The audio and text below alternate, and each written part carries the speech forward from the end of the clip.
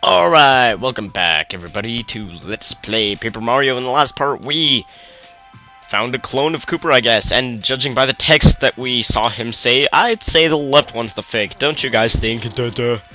Yeah, totally, it's so obvious, they made it so easy. Yeah! What made you think I was the one that was lying, huh?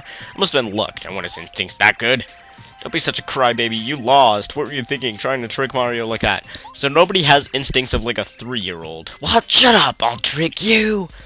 And here we have another duplicate ghost who functions basically the exact same. Oh crap, I forgot to put Peekaboo back on when I was... Anyway, it functions exact same as Lee in the Toad Town Dojo. Oh well, I'll put Peekaboo on after this fight. Their HP should show up in the bio though. I'm so sorry, guys. I'm sure that just ruined this entire LP for you. Anyway, they do have quite a bit of HP, and just as Lee in the dojo did, they could transform into your partners. Like I think I've already said. Oops, I should have done a power bounce, because these things have quite a bit of HP. But this should take this one out. Just like any regular Koopa, you can flip this one over, and you're kind of forced into fighting with Cooper, which is no big deal if you have the quick change badge like me. I'm just gonna power bounce him, try to get him out of here fast. And somehow I've been getting worse at these tornado jump power bounces the more I do them. Oh well. That does it for that Duplighost mini-boss fight. And they're pretty interesting enemies. I like how they made one a boss in Paper Mario 2. I thought that was pretty cool. And there's another new enemy, but before we go fight him, take off Speedy Spin and put on Peekaboo. And apparently I didn't have the quick change badge on, never mind. Anyway, up here we have an upgrade block, and the only two partners we have left to upgrade are Cooper and Goombario, so let's go ahead and upgrade Cooper. Probably not going to be able to show all the partner abilities before the end of this game, because I'm just lazy like that, but, whatever. He's Ultra Rank, and I'm going to switch back to Watt, because Watt is Watt. Okay, somehow I glitched that out and got a first strike on him. Anyway, these are White Clubbas. They're basically the exact same as the Clubbas in Tubba Blubba's Castle, except their action command is a teensy bit harder to time, and they're slightly more powerful, sorry.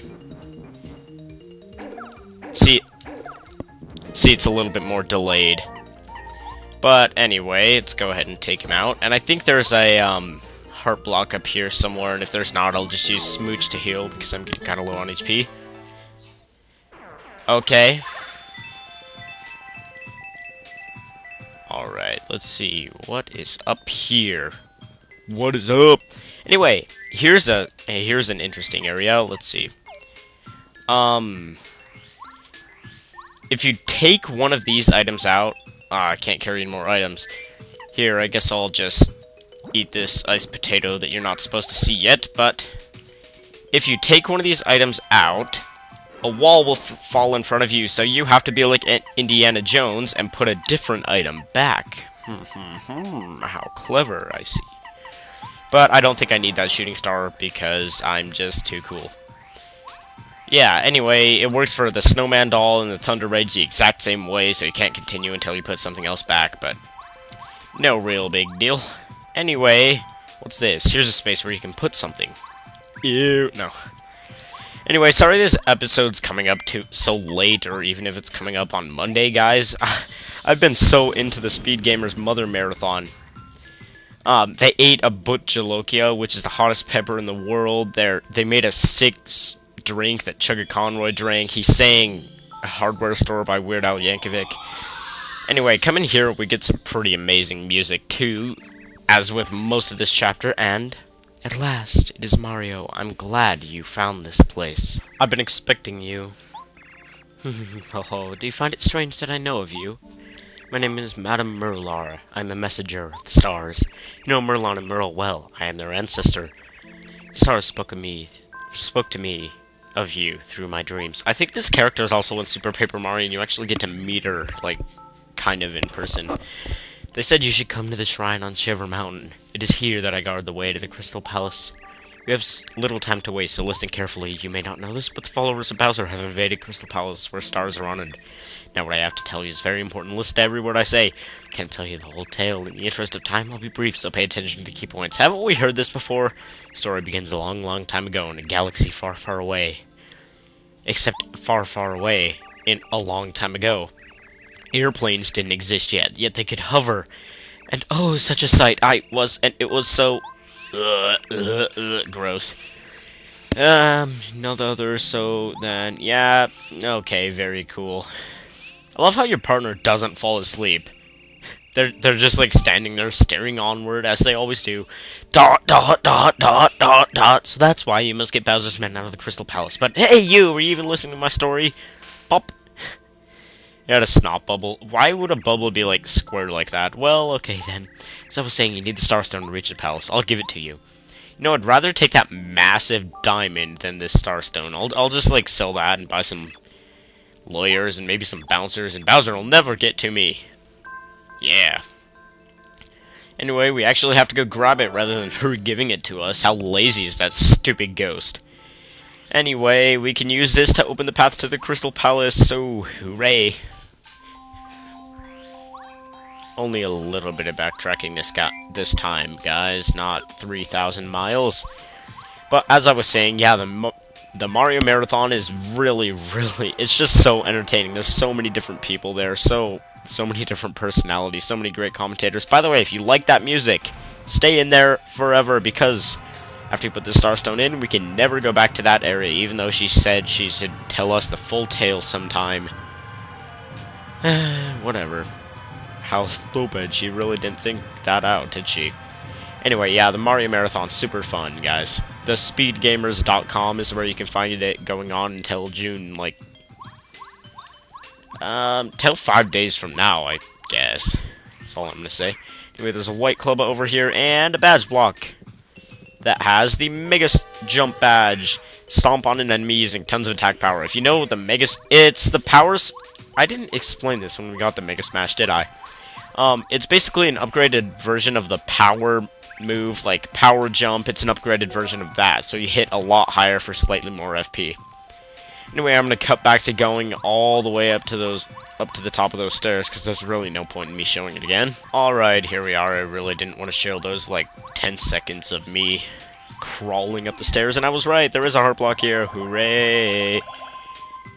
Okay, let's carry walk, because there seems like there'd be some hidden items around here. And we get in this room with a giant mirror, and we can see in the background that it's not actually a wall, or is it? It's just like a mountain. And here we are. Welcome to the Crystal Palace. We can actually see the wall texture behind us for once. That is new. Now, over here, we can't do much, because there's a locked door with a key. So let's go ahead and head into this door. Notice how the Mario in the mirror does everything you do, the exact same way. Now, there's a red X here, and we can't even break it with our tornado jump, so we're going to have to continue along. And here's a new enemy, and I'll show one just for the sake of, oops, I didn't do a tornado jump there. These are Swoopulas, I'm pretty sure. And you can't hit them with Mario unless you have the hammer throw badge, so... yeah, Swoopulas. Now I can't really show their attacks, just their HP and defense, I guess, but... yeah, I can't really do anything here because... watch. If you have the Zap Tap badge, they can't hurt you. They'll just run into you and zap themselves, which is funny. So, you'll see their stats come up on screen right now. Oh, I guess I can do something. The Quake Hammer and Power Quake badges actually can take them off the ceiling. And they'll drop down. If you kill them, if you kill them while they're on the ceiling, they just die. If they don't get killed and you hit them while they're on the ceiling, they just drop down. So, yeah. Anyway, I guess I don't have to cut away from this fight. Yay, less work for me to do. I'm so happy. Alright, 6 star points, up to 68. Now, what happened in the last episode was I was going to my friend's house for an end of the school year party, which we annually have. It's a traditional thing. We always go to his house specifically, and, like, most of the people in our class come. Anyway... yeah, so I recorded the last part right before I was gonna go to that. So, then I kind of had to... what am I trying to say? Then I had to go to that, so I really didn't get to record, but I ended off right in the middle of, right before that Duplighost fight and that really important cutscene. So I had to go back and replay through everything, because I couldn't save in that, and it just created a big mess, and that's why I didn't have the peekaboo badge on at the start of this episode. But anyway, we just opened up the blue room, and beyond here, there is something, and we will find that something in the next part. See you then.